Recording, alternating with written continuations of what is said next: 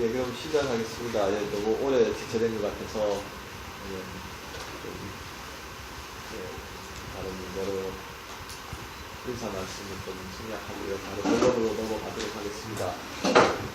아까 이재원 회장님께서 말씀하셨듯이, 이제 어떤 작품의 느낌에 어떤 문제점이 있었다라고 말씀하셨는데, 좀 더 학문적인 연구가 되려면은 무엇이 어떤 근거로 해서 그런 느낌이 와닿았는가를,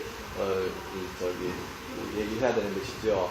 근데, 이제 이런 문제들을 이제 함부로 이렇게 어떻다 저떻다 결론을 이제 내리기가 참 어려운 것은 이 가르나를 작품을 소장하고 있는 그 소장님이 지금 한국에서는 가장 또 신뢰받고 있는 미술관이다 보니까 함부로 어떻다 저떻다 이렇게 말하는 것이 참 어렵습니다.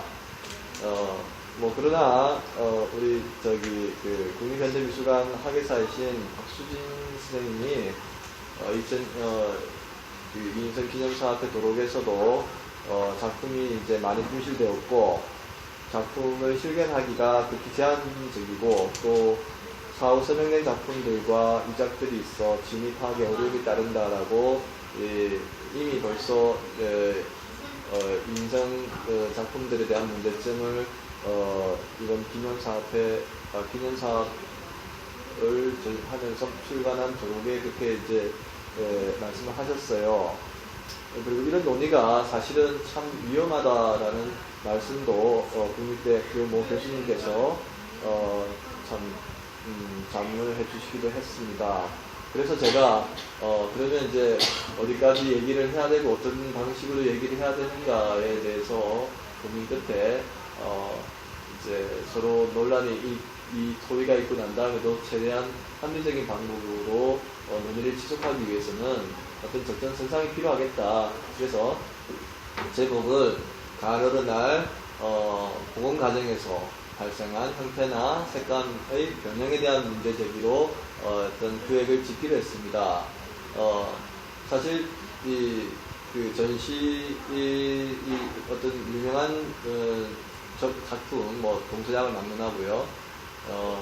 이런 복원 과정에서 생기는 문제점이 복원을 한 후에 기대치에 못 미치는 것이 결코 그것이 작품의 질을 저하하는 것은 아닙니다.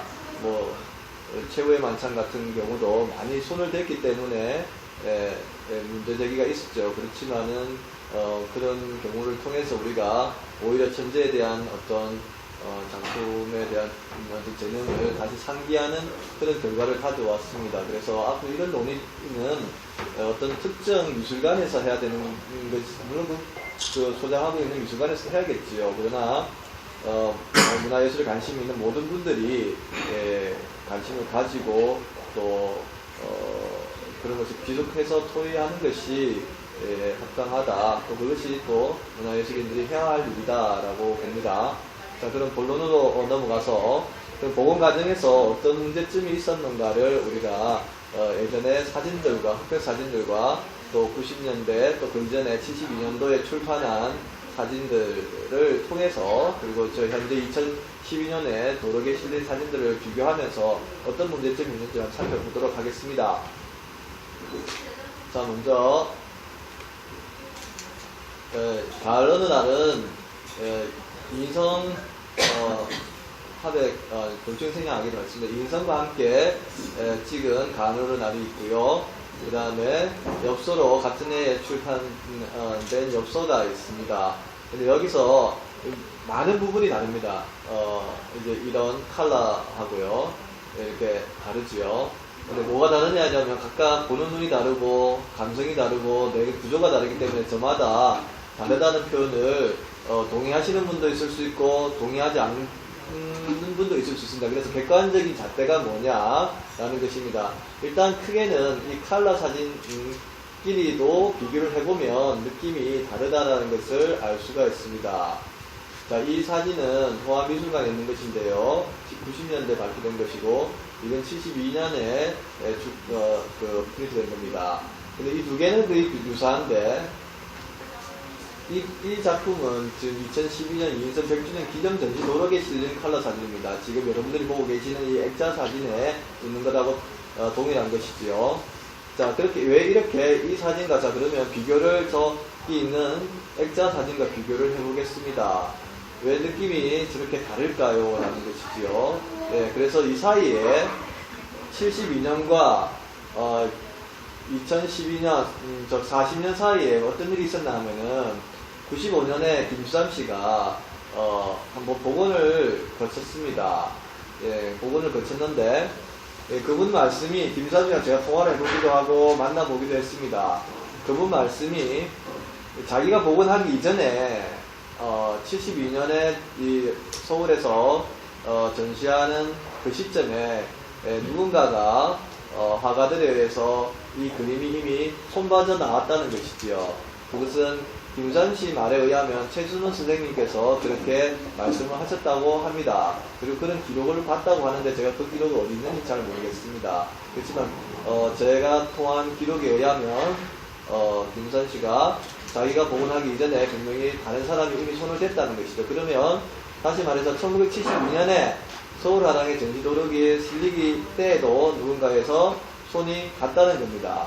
그래서 그러면 뭘 보고 어떻게 했는가에 대한 문제점이 남는데요. 거기에 대해서는 아직 밝혀진 바가 없습니다. 그리고 지금 액자에 실린 저 그림은, 그러니까 김수삼 씨가 복원하고 난 다음에 그 작품인데요. 김수삼 씨는 어떻게 복원했느냐? 자기는 정밀하게 과학적인 방법을 통해서 했다고 합니다. 그리고 참고로 저 전화통화 내용을 이렇게 들어보면은 처음에는 흑백 사진도 참고했다 라고 하다가 뒤에 가서 제가 다시 되물었습니다. 그럼 흑백 사진을 참고하시고 그린 겁니까? 라고 하니까 흑백 사진을 참고하지 않았다라고 다시 번복을 합니다. 제 통화 기록에 보면요. 자, 이게 무슨 의미인가를 생각해 볼 때 저는 이렇게 해석합니다. 그때 이재현 선생님이 그걸 제공했다고 합니다. 그래서 저는 이렇게 생각합니다. 복원가가 복원하기 전에 준비 과정으로 흑백 사진을 이렇게 수집하게 되었고, 그러나 그것은 단순한 어떤 자료 수집이지 그것을 복원할 때는 그것을 토대로 하지는 않았다라고 해석하고 싶습니다. 분명히 김수삼 씨는 흑백 사진을 참고했다라고 처음에는 얘기했다가 제가 재차 방문해서 그럼 흑백 사진을 보고 참고했습니까? 라고 물으니까 참고하지 않았다라고 또 부정을 했습니다. 자, 그래서 그것은 각자가 해석하시기 바라고요. 그런데 제가 느끼기에는 이 지금 액자 속에 있는 2012년에 대구미술관에 전시되었던 사진, 그리고 이게 출판 기념회에 있는 도록에 실린 저 액자 속에 있는 그림은 이 흑백 사진과 오히려 더 유사한 느낌을 가지고 있다는 것입니다. 이것으로 봐서 흑백 사진을 좀 참고하지 않았었을까 하는 생각을 해보기도 합니다. 제 개인적으로. 뭐 정확한 물증은 없습니다. 김수삼 씨가 일단 반은 인정했고 반은 부정했기 때문에. 자, 그러면은 가장 객관적인 잘못된 점은 뭐냐라는 것이죠. 자, 흑백 사진에는 이렇게 첫 번째 중요한 문제점입니다. 복원 과정 중에 어떤 것이 문제가 됐냐면은, 첫 번째 여기 화이트 포인트가 흰색 점이 3개가 있습니다. 저도 개인전을 11회 정도 할 정도로 작가로서, 미술 이론가로서, 미술 교사로서, 또 미술사가로서 활동을 했기 때문에 이런 것이 왜 중요한가를 알고 있습니다. 왜냐하면 이 흰 점이 없을 때에는 왠지 여기 이 부분이 허전하게 됩니다. 그죠? 그래서 여기 터치를 이인성 씨가 하게 되는 겁니다. 그래서 더 짜임새 있는 공간을 만들어내는 것인데요. 자, 이 3가지 터치가 그 당대에 같은 해에 이게 프린트된 엽스에도 이 흰색 터치가 있습니다. 그러나 여러분들이 보시기에 자, 이때부터 이 흰색 점은 없어지게 되는 것이죠. 그래서 이런 것들이, 자, 여기도 없지요. 90년대에 출판된 것이고, 예, 여기도 없습니다. 자, 그리고, 예, 2012년도에도 여기도 완전히 거의 보이지 않습니다.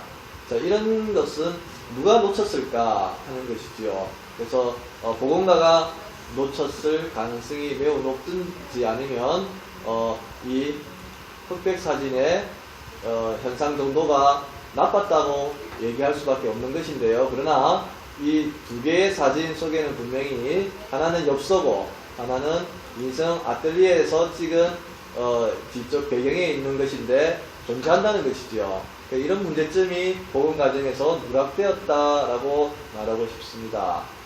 또 하나는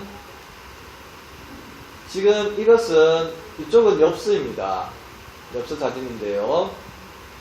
이쪽은 2012년 작품을 흑백 모드로 바꿨을 때의 상태인 거죠. 그러니까 지금 액자 속에 있는 것을 흑백 모드로 바꿨습니다. 컴퓨터 기술을 이용해서.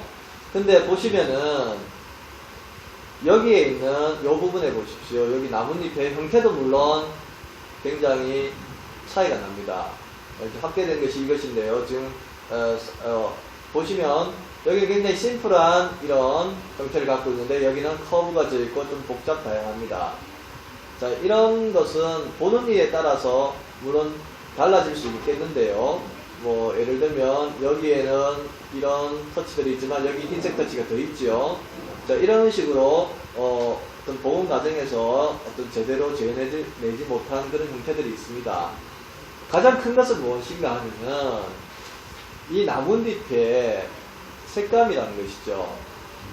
흑백으로 전환했을 때의 이 나뭇잎은 이 다른 배경보다 더 강하게 이렇게 굵게 나오는데 이 엽서에 있는 이 나뭇잎은 밝게 나온다는 거지요. 그래서 명도의 차이가 있다는 것입니다. 그래서 명도의 차이로 인해 가지고 서로 명도의 차이가 맞추지 못했다는 것이죠. 네, 그래서 그런 복원 과정에서의 문제점이 나타날 수 있습니다. 자, 또 하나는 뭐냐면은 이 해바라기의 형태입니다. 자, 이 인성 같은 경우는 동양화도 했고 또 유화도 했습니다. 그래서 동양화에서 보여지는 어떤 필선이라든지 뭐 이런 어떤 특징들이 잘 그런 동양인만이 가질 수 있는 어떤 재능을 잘 서양화를 하면서 무의식적으로 잘 반영한 하나라고도 볼 수 있습니다. 자, 그런 것들이 어디에 잘 나타나는가 하면요, 이런 해바라기의 식물 모양, 마치 난초나 아니면 대나무 같은 거, 특히 이렇게 꺾이는 부분은 굉장히 대나무의 어떤 이파리 같은 그런 묵화의 느낌을 잘 이례적으로 잘 설명을 했습니다. 느낌이 아주 자연스럽고 또 세련되고 날렵한, 비록 해바라기가 딱딱하지만 매우 날렵한 그런 형상을 가지고 있습니다. 그런데 그래서 이런 것들은 동양화에서 몰골법으로 볼 수가 있겠죠. 그래서 형태와 농담이 한꺼번에 한 해가 안에서 동시에 형성되는 그런 형상을 표현하는 기법. 형태는 나중에 형태를 먼저 그리는 것이 아니라 색감으로 형태를 같이 나타내는 것이죠. 그런데 이제 이 인성의 그림을 보면은 해바라기가 좀 살쪄 있다라는 그런 생각을 가지게 되는 것이죠. 또 이 복원하는 사람들에서는 이제 일단 형태를 또 유사하게 만들어야 되니까 그런 작가가 처음에 시도했던 그런 일회성보다는 작가의 일회성을 따라하는 복원해야 되는 입장에서 볼 때는 굉장히 둔탁하고 또 형태에 집착하다는 것은 오히려 몰골법보다는 구루법에 의존해서 형태를 그리고 색감이나 농담을 부여하는 그런 것인데요. 그런 것들이 곳곳에서 나타난다는 것입니다. 또 하나는 이제 제가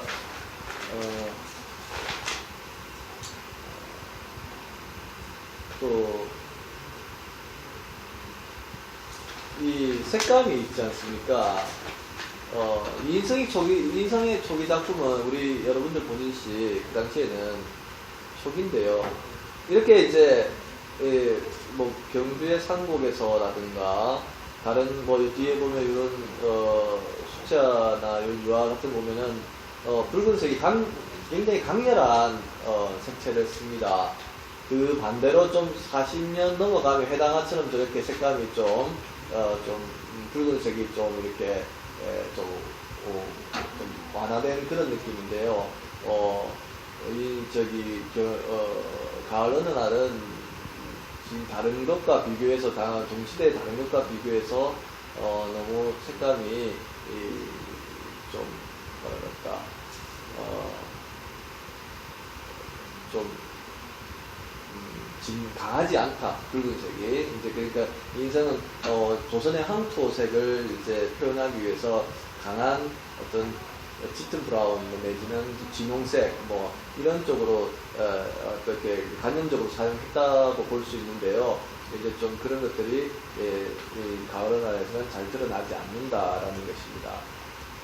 특히 뭐 이런 사진에서는 좀 이런 황색 같은 경우는 좀 이런 색하고 좀 많이 차이가 나고요. 양쪽이 이렇게 차이가 나고 이런 색도 좀 완화된 그런 색이다라는 느낌을 제가 가지게 됩니다. 또 하나는 이인성의 초기 작품에서는 동양화적인 요소가 많이 되어 있습니다. 그리고 이인성의 초기 작품에는 동양화나 수채화의 영향을 많이 가지고 있지요. 그래서 동양화로 치면 전묘법 같은 신인상주의 작가들이 사용했던 전묘법 같은 그런 것들을 이인성의 작품에서도 많이 볼 수 있습니다. 그런데 이 작품은 34년의 인생의 초기 작품에도 불구하면서도 그런 전묘법적인 효과가 많이 적용되지는 않았다. 그러나 우리가 이런 흑백사진 속에서는 우리가 어느 정도 그런 디테일한 느낌을 좀 많이 더 가질 수 있지 않겠나라는 생각을 해봅니다. 그렇지만 복원하는 과정에서는 좀 많이 둔탁한 느낌을 우리가 가진다는 것입니다. 네, 그리고 그래서 이제 우리가 이 진품이라는 것은 좀 더 가치를 가지기 위해서는, 물론 저도 이 지금 가을 어느 날이 진품이라고 일단 전제하고 싶습니다. 일단 믿고 싶습니다. 그렇지만은 우리가 해당화의 진품, 이인성의 진품이라고 했을 때 우리가 확신할 수 있는 것은 해당화를 예를 든다면 이렇게 뒤쪽에 보면은 이인성의 사인과 뭐 어떤 주소라든가 이런 뭐 가격 뭐 이런 것들이 이렇게 한 3군데 적혀 있습니다. 예. 자, 이렇게 이인성이라고 되어 있고요. 또 일본어하고 한자를 같이 사용해서 창시림을 한 것이 아니라 한자의 일본식 발음을 이렇게 적어 놓기도 하고요. 자, 이런 것들이 이인성의 작품의 가치를 더 높일 수 있는 전부가 되는 것이죠. 그런데 이제 아쉽게도 우리 가을 어느 날도 뒤쪽에 뒷면을 확인하려고 했으나 뒷면에는 이제 어떤 보수 흔적이 너무나 많았고 또 어떤 전면을 이제 완전히 흰색으로 이렇게 이렇게 큰 보드로 이렇게 막아놨기 때문에 우리가 이제 확인할 수는 없었고요. 그래서 그때 이제 사각의 그러니까 네모서리에 있는 캠퍼스툴만. 선생님, 그거 본 거 저희 둘이서 가서 봤거든요. 네네. 사진 찍은 게 뒷면, 가을 어느 날 뒷면하고요. 네네. 해당화 뒷면이 여기 있으니까 예. 선생님한테 가서 예. 보여드리고 있습니다. 예. 이거 좀 틀어주시죠. 제가 여기다 꽂으면 돼요. 예.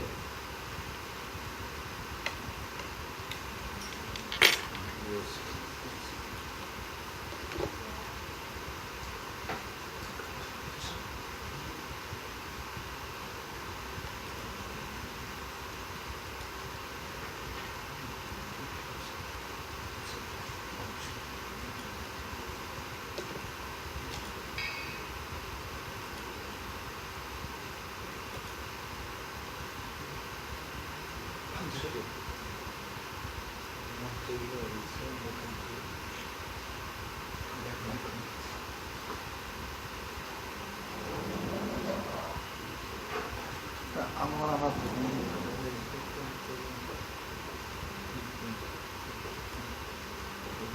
이정식 돼 있을 거예요. 어떤 거기가 잠깐만요. 이거요? 선생님,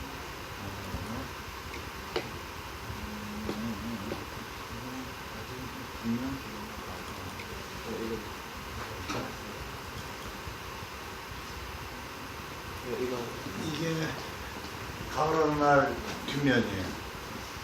가을 어느 날 뒷면이고, 네, 가을 어느 날 뒷면. 그래서 이게 이병철 소장이라고 되어 있습니다. 저희 이병철 소장이라고 되어 그래서 있고. 이인승의 흔적을 찾기가 참 매우 힘들었다라는 것이죠. 그래서 이제 해당화 같으면 이제 둘 다 진품이지만 해당화는 이제 좀 더 가치 있어 확신을 더 가지고 있는 것이고요. 그래서 저기에 나무로 수사비 받고 한 게 일본에서 복원한 것 같다. 그때 참석하신 이철희 선생님. 이철희 선생님이 그렇게 얘기하고 네이거팅이가 이렇게 돼 있고요. 그래서 이제 예전에 뭐 이걸 어떤 좀 프라시로 비춰봤어요. 프라시로 비춰보니까 캔버스 맞고요. 그 사이로 비춰보니까 요 사이 캔버스. 네, 캔버스 요 까만 캔버스. 부분이 이제 화학 처리된 요 부분이 캔버스 캔버스로 네. 확인이 됐고요. 프라시. 자, 여기 잠깐만 있어요. 지금 요게 지금 이제 요게 그림자 같은 거고요. 요게 지금 까만 캔버스는 화학 처리된 것인데요. 이렇게 본다면은 요 안에 뭔가 요게 지금 지금 여기 새로 이렇게 사용된 나무 틀이거든요. 이게. 근데 요 안에 캔버스 틀과 요 사이에 뭔가 예전에 틀이 있었다라고 보기에는 좀 어렵단 말이에요. 왜냐면 공간이 안 나오니까. 이제 저렇게 지금 여기 보시다시피 이제 여기는 천이고 요건 새로 이제 설치한 캔버스 틀인데 그 요 사이에 뭔가를 또 그 안에 예전에 틀이 존재한다 이렇게 볼 때는 공간이 좀 부족하단 말이죠. 그러면 제가 의문을 제기하는 것은 왜 예전에 사용했던 틀은 어디 갔느냐는 거죠. 그러니까 예전에 틀에 아까 우리가 해당화에서 이제 이게 해당하거든요. 해당하에 있는 맞죠, 선생님? 네. 예, 해당하에 있는 뒷면인데 해당하 예, 이런 틀의 인승은 이런 흔적들을 남겼을 거란 말이죠. 왜냐하면은 가을 어느 날도 이 선전에 출품을 안 내기 때문에 어떤 이름이나 뭐 주소 같은 것을 해당화처럼 이렇게 적었을 것이란 말입니다. 근데 왜 이런 흔적들이 어디 존재할까라는 게 이제 앞으로 더 연구를 해봐야 되는 것이죠. 이제 이런 것들도 작품 앞면 못지않게 이제 역사적으로 굉장히 귀중한 부분인데 그런 것들을 지금 볼 수 없었다라는 것이 이번 연구에서 굉장히 아쉬움으로 남고 있습니다. 왜 이승철 작가님? 이게 해당하죠. 같이 갔어요. 그래서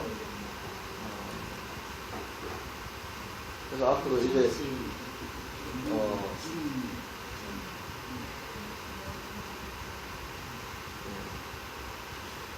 여기 보면은 이게 수리한 게 1979년도에 여기서 수리했다 이게.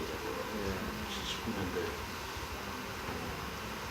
자, 뭐지?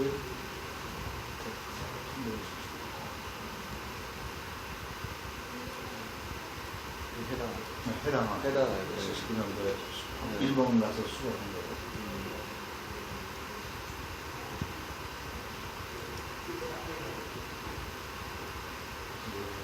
네.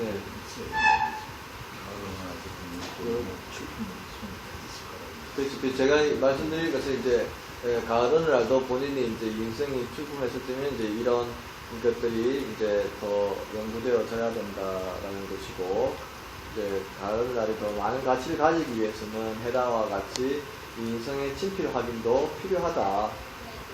또 캔버스틀이 교체되었다면 원래 틀은 어디에 보관되어 있는지를 또 이 보수 작업을 했던 부분들이나 기관에서는 그것을 자료로 제공해야 하는 것이 가능하겠다라는 것입니다. 그것이 이런 모든 것들을 연구하고 또 기록하는 것이 또 갑자기 돌아가신 우리 이인성 선생님에 대한 예의며 또 앞으로 기념사업회에서 할 일이라고 저는 생각합니다. 이상으로 제 말씀을 마치도록 하겠습니다.